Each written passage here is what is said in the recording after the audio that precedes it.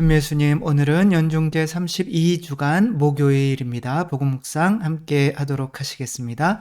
성부와 성자와 성령의 이름으로 아멘. 오늘 그림은 약간 좀 무섭죠? 요한 묵시록에 나오는 하느님의 어린 양인데 무섭죠? 눈이 몇 개요? 7개, 뿔이 7개.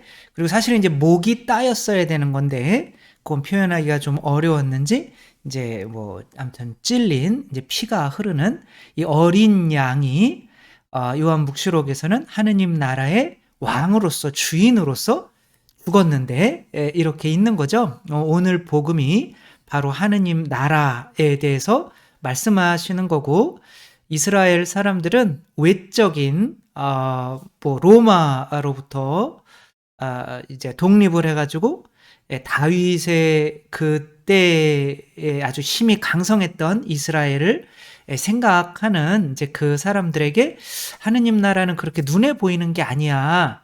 또 하느님 나라를 위해서는 내가 죽어야 돼. 라고 이렇게 말씀을 하시는, 일단 하느님 나라에 대해서 복음 말씀을 먼저 읽어보도록 하겠습니다. 루카가 전한 거룩한 복음입니다. 그때 예수님께서는 바리사이들에게서 하느님의 나라가 언제 오느냐는 질문을 받으시고 그들에게 대답하셨다. 하느님의 나라는 눈에 보이는 모습으로 오지 않는다. 또 보라, 여기에 있다 또는 저기에 있다 하고 사람들이 말하지도 않을 것이다. 보라, 하느님의 나라는 너희 가운데에 있다. 하는 예수님께서 제자들에게 이르셨다. 너희가 사람의 아들의 나를 하루라도 보려고 갈망할 때가 오겠지만 보지 못할 것이다. 사람들이 너희에게 보라, 저기에 있다 또는 보라, 여기에 계시다 할 것이다. 그러나 너희는 나서지도 말고 따라가지도 마라. 번개가 치면 하늘 이쪽 끝에서 하늘 저쪽 끝까지 비추는 것처럼 사람의 아들도 자기의 날에 그러할 것이다. 그러나 그는 먼저 많은 고난을 겪고 이 세대에서 배척을 받아야 한다. 주님의 말씀입니다. 그리스도님 찬미합니다. 네, 처음에는 하느님 나라라고 하는 거는 하느님이 왕이신 나라인 거죠. 하느님이 지배하는 나라인 거죠. 그 이제 개인적으로는 우리 자신들인 거죠. 그렇죠? 각자 우리 자신들 안에서 내 자아가 아니라 예수 그리스도께서 내 안에 주인이 되셔서 나를 지배하면 내가 하느님의 나라가 되는 건데, 이제 여기에서는 점점 예수님은 확장시키면서 나중에 이제 그렇게 된 사람들의 나라의 이제 유일한 왕으로서의 어떤 이러한 모습을 말씀하시며, 그러기 위해서는 당신이 먼저 죽으셔야 한다라고 말씀을 하시는 거죠. 하느님 나라 도대체 우리가 어떻게 이해해야 되는지, 이스라엘 백성들은 일단은 언제 오냐, 어디에서 오냐, 이거를 언제 어디, 이것은 우리가 눈에 보이는 어떤 외적인 거죠.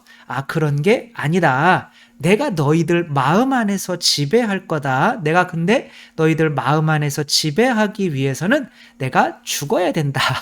라고 이렇게 하는 거죠. 근데 참고 삼아서, 이제 뿔은 뭐를 의미하냐면 힘을 의미해요. 힘. 뿔로 막 들이받으면 아프잖아요.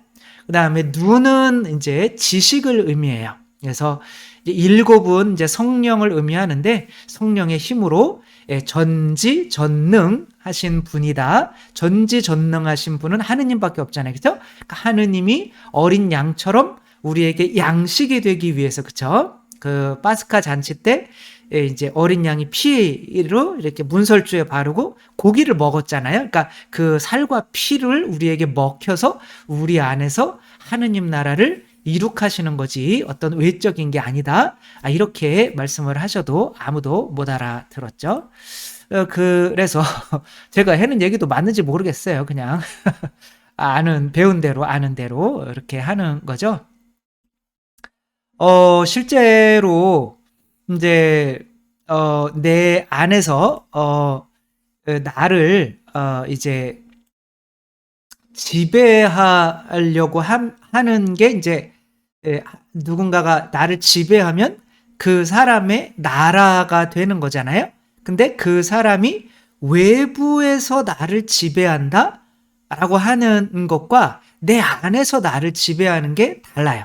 그래서 제가 군대에 가가지고 귀신을 보는 그 친구가 아니라 이제 제가 보조할 때 이제 전화가 와가지고 며칠 동안은 이제 자기만 보이는 거죠. 근데 그래가지고 귀신인 거를 알고, 그러니까 이제 거기 뭐 명찰에 그때 몇 년 전에 죽은 이의 이름이 뭐 있었다고 해가지고 이제 거기 있는 사람들도 다 믿었다고 하더라고요. 그래가지고 근데 저한테 좀 쫓아달라고 그러는 제가 어떻게 쫓겠어요. 일단 밖에 있는 거는 내가 얘의 말을 듣고 거쳐와야 되기 때문에 내가 나를 완전히 지배하기는 힘들어요. 근데 대부분 밖에 내가 이런 환시 같은 거로 만들어내는 대상은 내가 걔한테 내가 이렇게 해서 죄 지으면 죄책감이 나에게 오잖아요. 그렇죠? 그러나 누군가를 밖에다가 만들어 놓고 그 사람의 뜻을 따라서 죄를 지으면 죄책감이 그 사람에게 가는 거기 때문에 내가 조금 더 죄책감이 덜하고 다른 사람의 뜻을 따라줄 수가 있는 거죠. 벼랑끝 상담 거기에서도 그런 얘기가 나와요. 아빠랑 이제 이혼하고 엄마는 이제 약간 술집에서 돈을 버시는 것 같아요. 그래서 이제 저녁 때 나가서 밤에 그 새벽에 이제 술, 담배 막 이렇게 쩔어가지고 들어오시고, 그러니까 애가 학대당하는 거잖아요. 그래가지고 사람들이 신고를 해서 아동보호센터에 이제 갔는데 거기는 이제 얘가 초등학교 3학년이니까 다들 이제 고등학교 언니들이니까 맨날 때리고 막 그러니까 또 경찰이 와가지고 다시 엄마한테 맡겼는데 역시 엄마도 계속 그런 일을 하니까 얘는 뭐 사랑도 못 받고 행복도 뭔지 모르고 하다가 보니까 이제 자아에 이제 지배를 받게 되는데 아무래도 양심의 가책 뭐 그런 걸 벗어나려고 했는지 자꾸 이제 귀에서 너 거짓말해. 너 엄마 돈 이렇게 몰래 훔쳐서 PC방 갔다 오고 한 거 그냥 안 했다고 그래.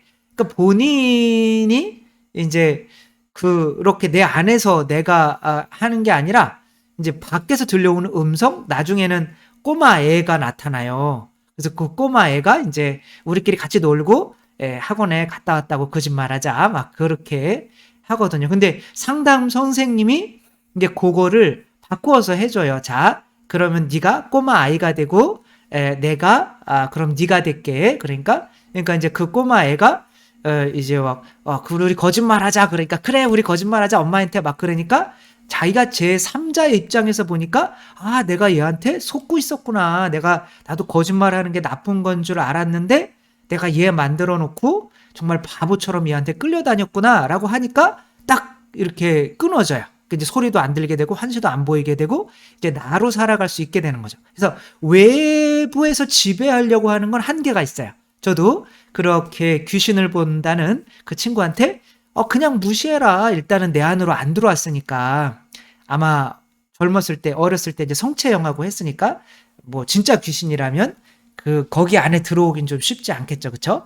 물론 뭐 아주 본인이 마음을 사탄에 열어놓으면은 가룟 유다처럼 성체 가룟 유다도 영했거든요.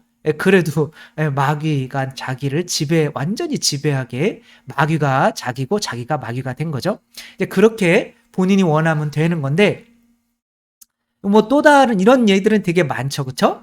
이건 뷰티풀 마인드 존 내시라고 하는 노벨 경제학상을 수상한 사람인데 이 사람도 이제 사랑을 어렸을 때 못 받았겠죠. 그쵸? 그리고 이 사람은 특별한 뭔가를 해서 인정받고 싶은 거예요. 그걸 위해서 살아가고 있으니까 대인관계가 안 되는 거예요. 그래가지고 대인관계가 잘 될 수 있도록 친구도 룸메이트도 자기가 만들어내고 또 그 룸메이트의 조카애도 만들어내고 또 이게 진짜 귀신일 수도 있고 본인이 만들어내는 걸 수도 있고 뭐 정신분열 뭐 비슷한 거죠. 그쵸? 그리고 또 여기 이제 정부 요원 만들어내서 네가 이걸 풀어줘야 돼 그러면 나는 나라에 정말 중요한 일을 하는 사람이다. 이렇게 하다 보니까 이제 아내가 그래도 좋은 사람 만나서 아내가 다 이해해주고 뭐 하면서 그래 이것들은 다 가짜지 내가 만들어서 그래 내가 아내를 위해서라도 정신 차려야지. 근데 이게 죽기까지 그 세 명의 환신은 사라지지 않았대요. 근데 그래 그거는 내 환시지 뭐 쫓아다녀도 할 수 없어. 나는 너희들 말 안 들을 거야. 그러며 끝까지 이제 계속 잘 아내를 위해서 살아가죠. 이거 뭐 하는 거냐면 마지막 장면에 이제 나이가 들어서 이제 학교에서 교수로서 은퇴할 때쯤 이제 본인들의 만년필을 그렇게 앞에 놔주는 것이 굉장히 영예를 주는 행위인 거죠. 그래서 존 내시 귀신 보는 건지 다 알아요, 사람들이. 그리고 이상한지 다 알아요. 근데 그 사람이 그것을 계속 보면서도 안 본 것처럼 이겨내면서 이제 그 수학과 경제학의 그런 큰 성과를 이루어낸 것에 대해서 이렇게 해주는 거죠. 따라서 예수님께서 우리가 우리에게 나타나셔서 우리 앞에 나타나셔서 이거 해라 저거 해라 이렇게 하면 내가 예수님이 나타나면 할 텐데 뭐 이러잖아요. 그쵸? 근데 그것은 예수님께서 환시로 나타나셔도 한계가 있다는 거예요. 분명히 나에게 지배권은 가질 수 있지만 더 나를 완전히 지배하려면 어떻게 해야 돼요? 지금 나를 진짜 지배하고 있는 나가 되어야 되는 거죠. 그러니까 나가 되려면 어떻게 들어와야 되냐면 죽으셔야 돼요. 그러니까 진리와 은총으로 내 안에 들어오시는 건데 엄마 아빠가 자식들한테 먹을 거 주고 그쵸? 이게 이제 은총이죠. 그쵸? 먹을 거 주고 그 다음에 이렇게 살아라 저렇게 살아라 명령을 하고 이제 그런 거로 이 어린이들의 나는 누구냐면 바로 부모가 되게 돼요. 그래서 이제 부모의 뜻대로 나는 없어요. 근데 이제 사춘기 때부터 나는 누구인가라는 거를 찾아가면서 이제 지 멋대로 이제 살게 되는 건데 그 전에는 이제 부모가 왕인 거죠. 그러니까 부모의 나라인 거죠. 근데 하느님 나라도 마찬가지로 들어오는 거예요. 요 밑에서 지금 아말렉 족과 이게 이제 자아를 상징하는 거거든요. 그리고 여호수아 이게 여호수아가 이제 예수란 뜻이에요. 그 여호수아가 이제 막 내 안에서 싸우고 있는 거예요. 근데 거기에서 힘을 주기 위해서는 이 지팡이를 계속 들고 있어야 돼요. 모세가 지팡이를 내리면 이제 여호수아가 이제 아말렉 쪽한테 지고 지팡이를 계속 올리고 있으면 이기고. 근데 이 지팡이를 쥐고 있다는 게 뭐예요? 십자가의 죽음이죠. 그쵸?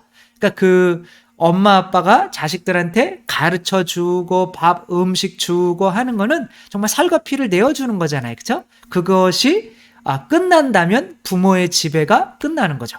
그래서 아이들이 이제 나도 아르바이트해서 먹고 살 수 있고 부모가 이제 더 이상 나한테 지배권을 행사할 수 없을 때는 이제 아말렉 쪽한테 이제 부모가 지게 되는 거죠. 자아에게. 그게 사춘기 아이들이 부모에게 반항하는 이제 그런 일이 일어나는 거죠.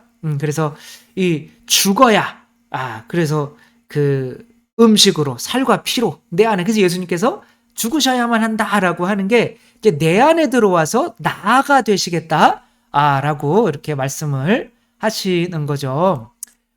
마리아 고레티 같은 경우가 그런 거죠. 이제 위에 흑백으로 있는 요 분이 이제 마리아 고레티의 어머니, 요 분이 이제 마리아 고레티를 죽이신 알렉산드로 분인데 이제 늙은 거죠, 그렇죠? 그러니까 알렉산드로가 20살 때 마리아 고레티를 그러니까 한 10살, 11살이었는데 칼로 뭐 17번인가를 찔러서 이제 마리아 고레티 성녀가 20시간 동안 그 피가 나는데 그 고통을 참아내는 그런 고통을 당해야만 했죠. 그 고해 신부님이 예수님이 십자가에서 그 강도를 용서한 것처럼 알렉산더를 용서할 수 있겠니? 그러니까 저는 알렉산더와 함께 하늘나라에서 살고 싶어요. 뭐 이렇게 성녀니까 얘기하고 이제 돌아가셨죠. 근데 이제 알렉산더는 30년 형을 받았어요. 그래서 감옥에서 살고 있는데 내가 뭘 잘못했다고 끌어오르는 열정에 뭐 그러면서 이제 다 죽일래 뭐 막 그러며 3년 동안 깽판을 치고 있었는데 이제 마리아 고레티가 백합을 들고 알렉산더한테 감옥에 이렇게 나타난 거예요. 그러니까 나는 당신을 사랑하고 당신과 함께 하늘나라에서 살고 싶고 그렇다라고 했니까 이제 알렉산더가 눈물을 흘리면서 이제 그때 진리와 은총이 들어온 거죠. 그러니까 그 피로써 이 알렉산더가 이제는 내가 사는 것이 아니라 마리아 고레티가 내 안에 살게 되는 거죠. 그러니까 마리아 고레티의 나라가 되는 거죠. 그러며 그거를 잘 마치고 나가서 이제 마리아 고레티 어머니한테 제가 당신 딸 죽여서 죄송하다 그랬더니 어머니도 뭐 내 딸이 용서했는데 나라고 용서 못하겠니? 뭐 하며 같이 마리아 고레티 성녀의 시성식에 그때가 1950년인가요? 뭐 그때 바티칸에서 하실 때 둘 다 어머니도 마리아 고레티를 찌른 사람도 함께 시성식에 참석해서 이제 여기 네뚜노라고 하는 곳에 마리아 고레티가 이제 이렇게 성녀가 재단에 이렇게 있죠. 제가 또 저도 좀 정결해지고 싶어서 여러 번 방문해서 기도를 드렸던 기억이 있는데 아무튼 외적으로 이렇게 뭐 이거 해라 라고 하는 거 마리아 고레티가 성녀가 저한테 너도 정결해져라 라고 하는 것과 마리아 고레티를 찌른 이 사람 그 피를 받은 이 알렉산드로가 영향을 받는 것과는 다른 거죠. 그렇죠? 그래서 내가 찌른 사람의 그 피를 받을 때 나를 위해서 죽었구나. 그럼 내가 내 멋대로 살으면 안 되지. 그래서 내 자아는 내가 찌른 분의 피로 죽는 거예요. 그게 문설주의 피를 바르는 것과 마찬가지인 거고 그 피의 주인인 그 어린 양을 내가 먹었을 때 그 집안에 뭐가 되는 거예요? 왕이 되는 거, 곧 나가 되는 거예요. 그쵸? 그러면 나가 이제 나를 지배하게 되는 거죠. 그게 이제 그래서 예수님은 이제 죽으셔야 하는 거죠. 그래서 뭐 나가 뭐 여기 아내를 모자로 착각한 남자 뭐 여기나 뭐 여러 군데에서 아주 이런 예들이 되게 많이 나와요. 여기에 이제 뭐 한 사람은 자기를 이제 약물 중독. 그래서 자기가 개라고 믿어버린 거예요. 그런데 마약 때문에. 근데 어떤 일이 일어났냐면 개처럼 진짜 후각이 좋아지는 거예요. 이게 있을 수 있는 일인가요? 그래가지고 자기가 막 헤매다가도 자기가 갔던 곳을 냄새 맡고 개처럼 냄새 맡으면 자기 냄새가 다 난대요. 그래서 자기가 갔던 길을 냄새 맡고 오고 또 뭐 향수들 수백 가지 되는 향수의 그 향을 다 일일이 이렇게 하고 아주 예민한 소리까지도 다 듣고 해가지고 이 사람이 이건 뭐지? 사람이라는 게 참 신기하구나. 그래가지고 이제 약물 끊고 이제 그 정신과 의사가 돼서 이제 요 책을 쓴 사람의 조수가 된 사람도 있는 거죠. 그렇죠? 그래서 또 뭐 제가 아는 분도 너는 개다라고 하니까 자식들한테 너희들 학교 가지 마라고 했는데 멍멍멍멍멍 이렇게 얘기해가지고 진짜로 그렇게 나오더래요. 개소리가. 그렇게 됐네. 내가 믿는 대로 되는 거죠. 그렇죠? 그 내가 바로 이제 내 안에 이제 내가 믿는 이제 주인 나 예수 그리스도는 이제 죽으셔서 이제 내가 이제는 예수 그리스도 때문에 죽고 예수 그리스도께서 내 주인이 되는 거죠. 그렇죠? 어린 아이들이 부모님 앞에서 자기가 죽고 부모님으로 사는 것처럼 그게 하느님 나라라는 거 어떻게 보면 우리 또 다 아는 이야기였지만 예수님께서 우리 안에 하느님 나라를 이룩하시기 위해서 죽으셔야만 하는 이유 그리고 정말로 나는 그래서 너는 누구냐라고 할 때 나는 예수 그리스도입니다 라고 이렇게 하고 지금 살아가고 있는지 만약에 에사우 앞에 야곱이 이삭 앞에서 나는 에사우입니다 라고 우길 수 있었던 것이 바로 구원의 핵심인 것처럼 우리들도 하느님 나라가 이루어졌다면 나는 그리스도입니다 라고 우길 수 있는 우리 모두가 되었으면 좋겠습니다. 주님께서 여러분과 함께 전능하신 천주 성부와 성자와 성령께서는 여기 모인 모든 이에게 축복을 내리시어 길이 머물게 하소서. 주님과 함께 가서 복음을 전합시다. 하느님 감사합니다. 성부와 성자와 성령의 이름으로 아멘. 감사합니다. 사랑합니다.